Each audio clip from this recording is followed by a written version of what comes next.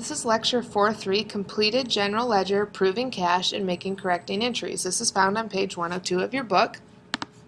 Remember, I want to just remind you, if you have not read this section, please go back and read the section, pause this video, and when you're done reading, you can come back. Okay, a general ledger with posting completed, you will be able to tell that that has been completed, first of all, because you have your post reference here. That's kind of your last step on this portion. Okay, and when you look at the end, you'll see that all of those are done. Okay.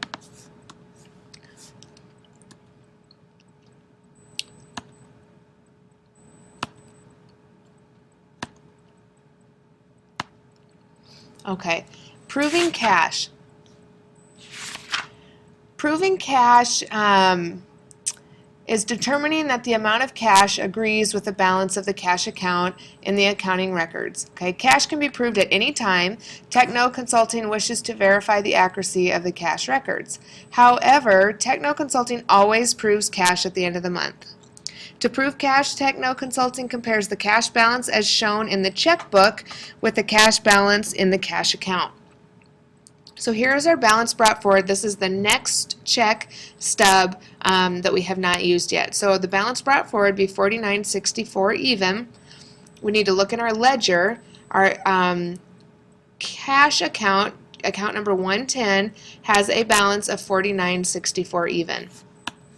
Okay, we need to make sure that we have made sure that those two equal, and if they do, we know that our cash is proved. Okay, the next thing we need to do is think about correcting entries. When there has been a mistake made, we need to journal an entry to correct the error in the ledger. So to do that, we usually write a memorandum, and this just says a cash payment of $140 for advertising on October 30th was debited in error to miscellaneous expense. All that's saying is this should have been debited to advertising expense instead of miscellaneous expense. Kim Park, our owner, has signed it and dated it. So here is our journal entry to record that correcting entry. So on November 13th, discovered that a payment of cash for advertising in October was journalized and posted in error as a debit to miscellaneous instead of advertising expense, $140. So what we need to do is write down our date, and we had debited miscellaneous expense. So in order to take that out, we need to credit that same amount to miscellaneous expense, and that will kind of equal those two out. So our debit for advertising expense, what we actually need to do, will go here on top because debits always go first.